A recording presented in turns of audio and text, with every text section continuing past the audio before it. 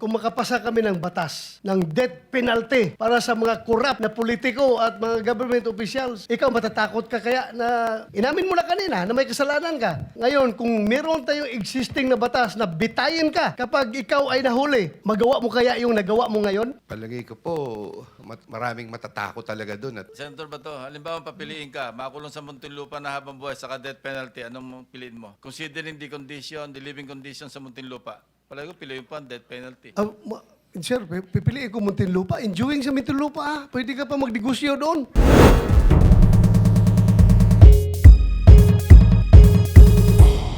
Sige po. Kasi yung nakwento niyo po, Yusek, yun yung maayos na paraan, di ba? Kung naging maayos lahat ng paraan, yun yung nakwento ninyo. Pero klaro po, kunyari, sa distrito nila Engineer Alcantara, maraming naging problema. May mga ghost, may mga alanganin, no? So, unang-una po siguro, talk about the bid. Meron ba talagang bidding na nangyayari sa inyo pong nasasakupang lugar? Ano po bang mga areas po na responsible po kayo? Buong Pilipinas po ba? hindi po, Mr. Chair, ang under ko po nung ako po undersecretary ay ang Luzon except 1, 2, and CAR, saka po Visayas. Okay. Malaking region po yan. May bidding po ba talaga nangyayari? Kasi napag-usapan po namin dito yung bid rigging, yung pwedeng pagmulta ng Philippine Competition Commission. So first question ko, meron ba talagang bidding na nangyayari sa mga proyekto? Pangalawa, and maybe this can be my second and last question, Mr. Chairman, yung nangyaring ghost project, saan ho nag-fail yung proseso po ninyo para magkaroon ng ghost project, no? Sige po, those two questions po muna. Sa aking pong pananaw, yung pong bidding, talagang nirerespeto po ng mga district engineer at saka ng mga regional director kung sino po yung pinaka-proponent, kung sino yung nagbagsak ng pondo, kung sinong representative, kung sino po yung may-ari ng proyekto. Usually po, mga district na po at region, ang sinasabihan na po dito.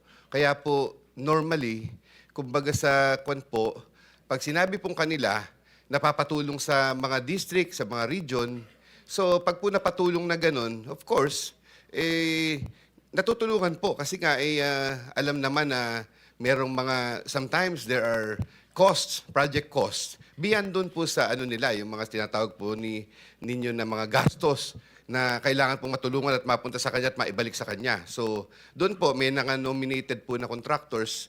The usual po dito ay tumutulong po yung mga distrito at saka region na talagang tulungan na manalo. So, yung pong So Yusek, sa tingin po ninyo, anong porsyento ng mga bid ang rigged or luto na, anong porsyento yung talagang totoong bidding talaga?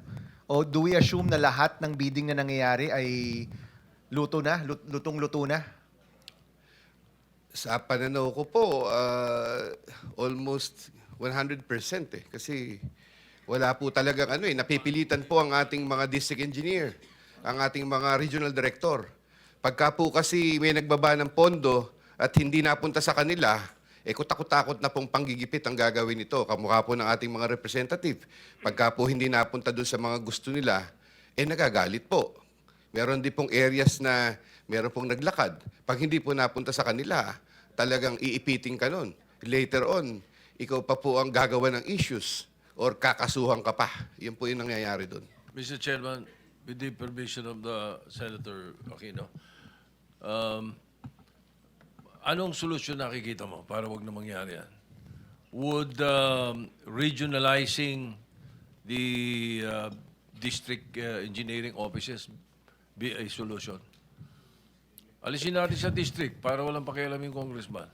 Gawin Pwede natin po. regionalized.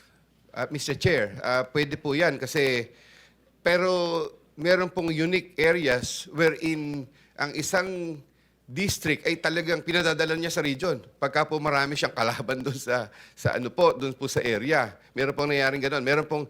There are congressional districts. Please do not, na nangyayari na pinadadala po sa region kasi nga po merong mga magkakalaban doon ng mga contractors o may mga kampi-kampi na hindi po nila nakukuha yung gusto nila. So regionalizing Mr. Chairman, nangyayari po sa amin, pagka po ginawang region ang bidding, hindi po masundan mismo ng ibang representative.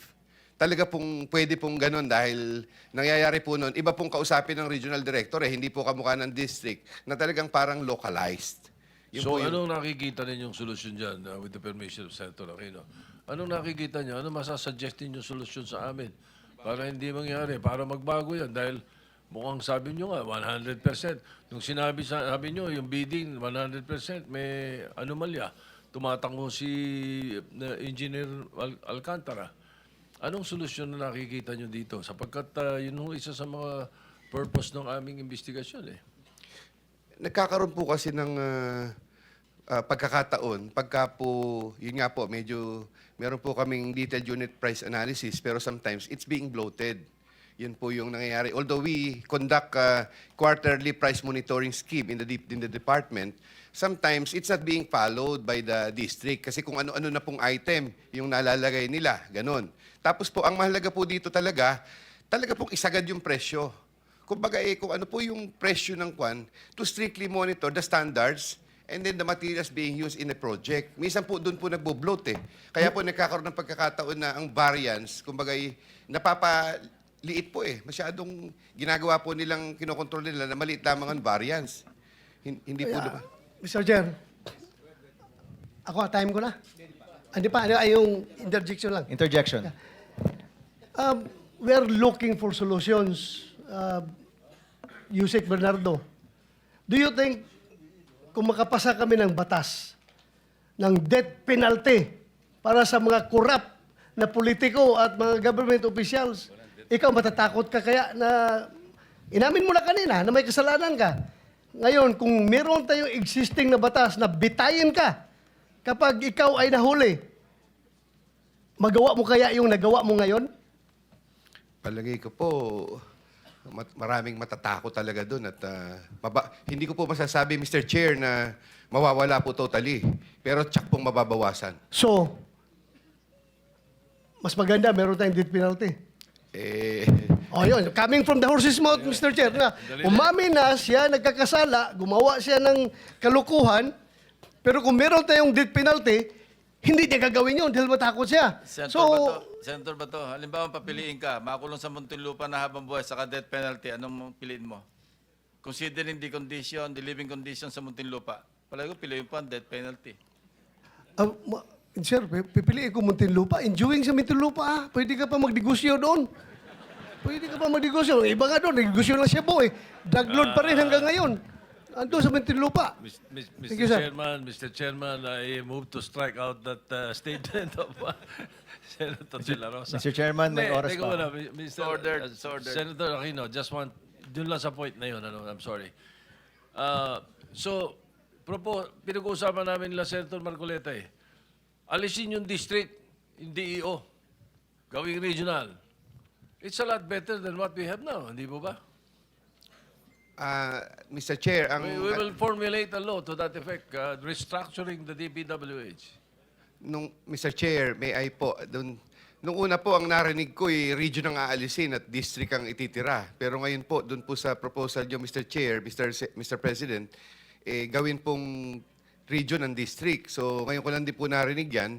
But ang mahirapan po tayo dyan, yung pagka po nasa regional, iisa lang po ang opisina noon, ang dami po ng distrito eh. Baka po mahirapan to really come up with the ano po ng bawat district to attend to the needs of every district. Masyado pong malawak ang isang May I regional. interject, Mr. Chair? Kaya po pinopropose ni Senate President, talaga pong nag-uusap kami na yung mga DEOs na lang alisin. Kasi po ang nag-a-appoint sa inyo yung mga congressmen. Kahit anong iutos sa inyo ng congressman, wala po kayong magagawa. Sunod-sunuran po kayo ng congressman. Makapangyarihan po talaga. At pagka hindi nyo sinunod, patatransfer kayo sa ibang lugar. Kaya nakukurap po talaga eh. Mr. President, meron po pong isa.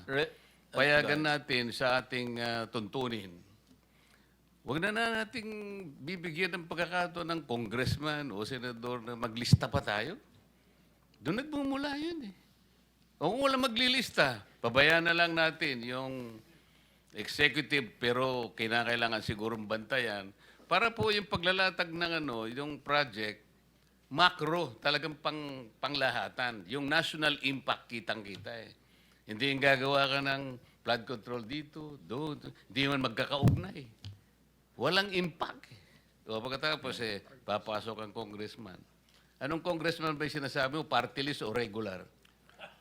Kasi alam mo yung party list ganito, napakatagal ko naging party list. Ito, yung sentimiento ko siguro, kargado ang buhay ko dyan eh.